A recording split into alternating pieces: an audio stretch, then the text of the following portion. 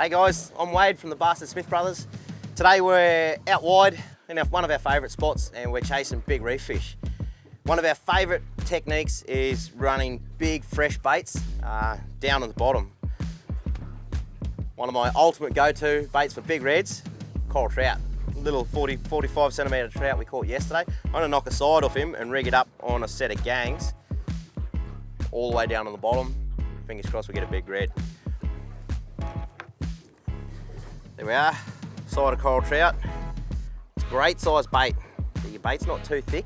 So what's going to happen when we put our hooks in, we're going to get maximum hook exposure. And that's what we want. We want that hook point to be out. When that fish hits that big bait, he's going to have a mouthful of everything. And the last thing we want is hooks buried in deep. We need those hook points to be out so that we can wedge them in when we strike. I'll rig it up. So we can get a couple of baits out of this, or if you're a greedy buggy, you can go for it all.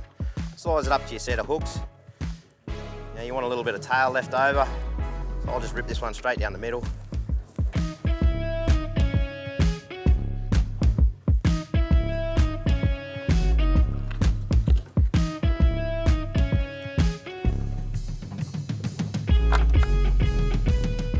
So what we always do, you've got to make sure you put your hooks in from the skin side first.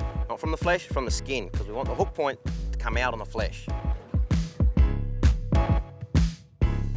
It's the lowest one on the gang. Set your swivel so it's going to sit straight. Second one, remembering that you want to get that hook exposure. Last one up. Flip him over. See how it presents? Look at that.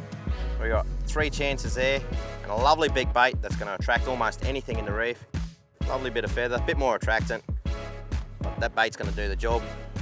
Keep your line tight, keep it on the bottom, set your hooks hard. Big fish, baby.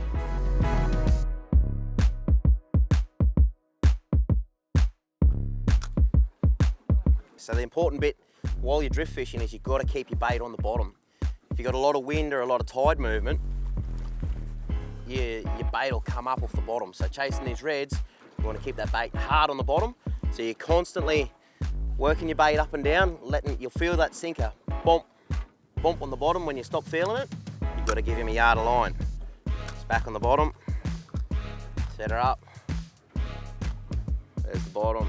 So the best bit about using a really big bait is you can feel through the pickers. So most blokes should be able to feel the difference between a 20 centimetre husser and a 10 kilo red bite. I guarantee you, once you've done it a couple of times, you'll know. As those husser bite, you just leave it. Tap, tap, tap, tap, tap. Don't strike. What he's doing is tearing that bait apart and creating a burley trail. The bigger fish, he's going to see it, muscle his way in, boom. Won't be a little tap, trust me. Yes, yes, big one. Big head shakes. Really big one, mate, really big one. This way, yes. Let him turn, he's coming.